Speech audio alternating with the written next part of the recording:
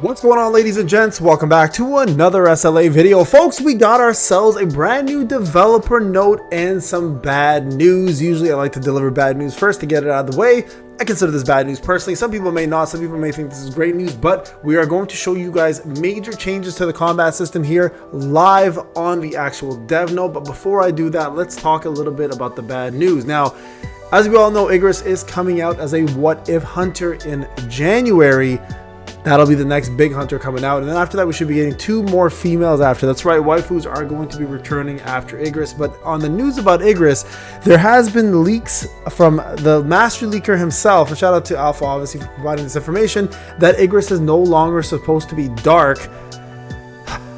Man, we're never going to get a good dark breaker, or a better dark breaker I should say. He's actually going to end up being wind.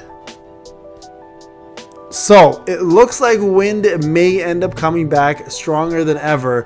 I already think wind is the love child element of the game, and by bringing out Igris as a wind breaker, you're just adding more. I'm not even sure why they're bringing him out as a wind breaker, because we still have Goto, who I think is still, if not one of the best breakers in the game. Wind does not need a breaker update, so that kind of is upsetting. Now, speaking of the content creator program is back, people. That's right, the support system is back to get you guys some codes. If you have not done so last season and didn't extend, now you can go ahead and resupport again to continue getting your codes, guys. It's simple. All you got to do is log into the account, get into the support system, and I will send you guys support codes as soon as they drop and I finish the missions. So guys, it's a very, very simple process. Get yourself some free codes, hit that support button now and get yourself some free codes. All right, now let's move on to the developer note and talk a little bit about the brand new combat system they're introducing. So developer note, new rules of combat, and yes, there will be a code after this as well. In our previous developer notes, we hinted at a major change to the combat system. We would like to share with hunters the details of this refined major change, along with updates we're currently preparing. Please note the name of the items, packages, events, content scheduled to be added in the future may be subject to change. These are, of course, as usual, working titles. All right, guys, so keep that in mind. So new combat system, attribute infusion. Hunters, we know many of you have been curious about the major overhaul of the combat system that we hinted in our previous dev note. Today, we'd like to provide a clear explanation of the dynamic of the combat flow, which text alone couldn't fully convey. So alongside here, they provided us a video. You guys can see the video right here. I'm gonna go ahead and put it in full screen, but you guys can see over here, Alicia is doing a certain amount of damage, and she's doing something called the overload right here, right? And you guys can see on the right here, there is an overload system of what looks like to be more damage from water, wind, and light. So these are all the elements that are going to provide the overload. Now, I'm not sure when the overload actually happened. I'm trying to find it here on the system. Let's find out, see when it happens. Let's see there it is right there, overload. Okay, so it looks like she just did enough damage, and then when she did enough damage, that overload ends up taking over, and then the damage increase on water ends up occurring. So right there, you guys can see that, right? So I just want to kind of show you guys how that worked. I'm still kind of curious to see it live, but we'll go from there. So there you guys go. The steps are here. Attack enemies with their weakness attribute to fill the attribution infusion gauge. So where's the gauge? That's what I'm trying to find. Am I missing it somewhere? It must be this here. Oh yeah, there it is, 99%. You guys can see the percentages, 99, 93. Okay, I see it now. It's a little harder to see with the horrible text. When the gauge reaches 100%, overload is triggered with a powerful effect similar to a break. Attacking enemies in the overload state allows you to deal enhanced damage compared to normal attacks. This is a combat concept different from break. The outcome of battles can depend heavily when you utilize the attribute infusion. We hope you look forward to experiencing the newly revamped combat system. And then, of course, Overseer's library seeks to reclaim the true meaning of a challenge. So this was obviously a joke. It really was. It was a joke. I was expecting a lot more out of this. Hunters, the Overseer library was originally designed as a challenge type content to test the combination of multiple hunters. However, when we first launched the content, we faced a difficult question. Should we overwhelm hunters from the start with a high level of difficulties, or should we gradually adjust the difficulty while observing hunters engage with it? Since the last update, we realized that many hunters for the current library have become less about the thrill of challenge and more about repeatedly obtaining rewards. This was not the experience we intended for the Forbidden Library. Therefore, we have decided to restore the library to its original purpose. Fantastic. Many people complaining about difficulty. Hopefully this will sate your hunger.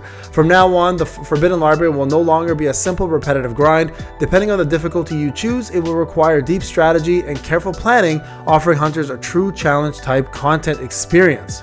All right. Custom draw for a clearer sense of choice and focus. This is a big one. During a recent developer note, many hunters shared valuable feedback requesting a reduction in the number of slots for custom draws.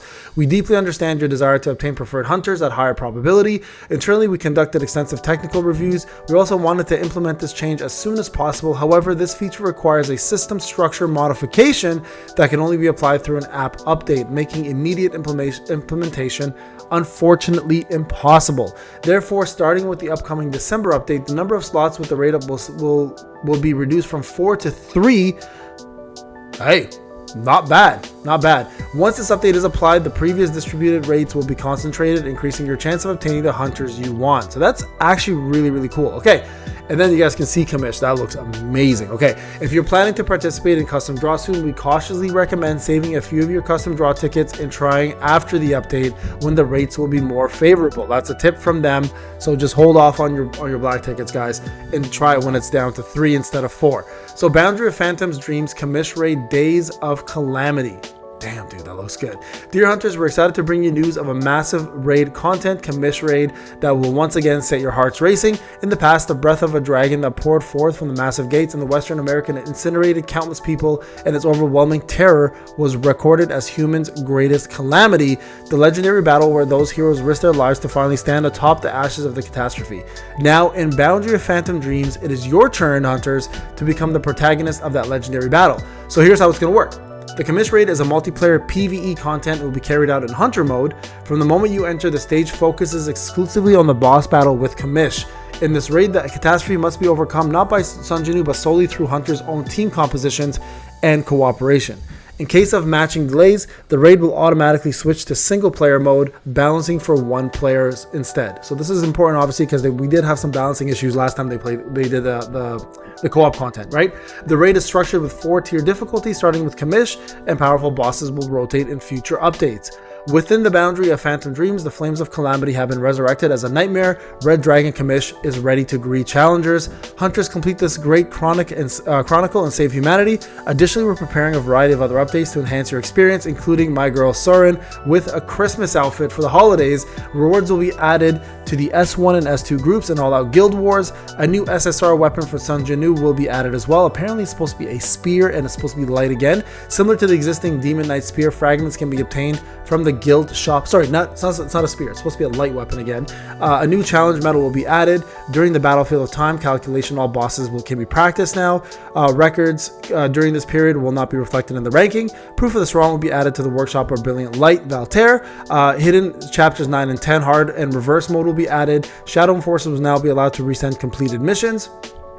New Hunter cooperative training mode will be added. This is a growth feature that increases Hunter stats based on their attributes or class. Selected desired attributes or class to train. The effect will apply to Hunters with that attribute or class.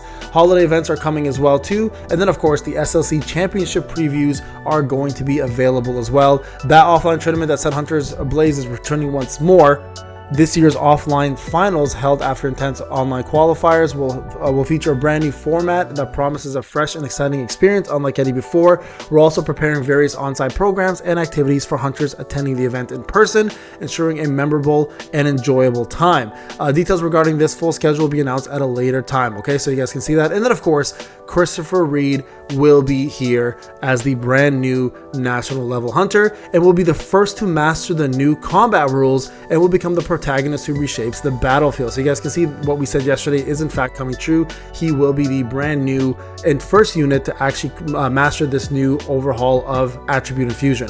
And then strategic auto battle preview of the international championships. You guys can see here coming January, a new PvP experience will be added. Hunters, a brand new PvP experience is arriving with fresh battles. Time has come to test your strength. We prepared a new event that reduces the fatigue of direct control and lets you complete solely through strategy and growth. Oh no, it's all auto.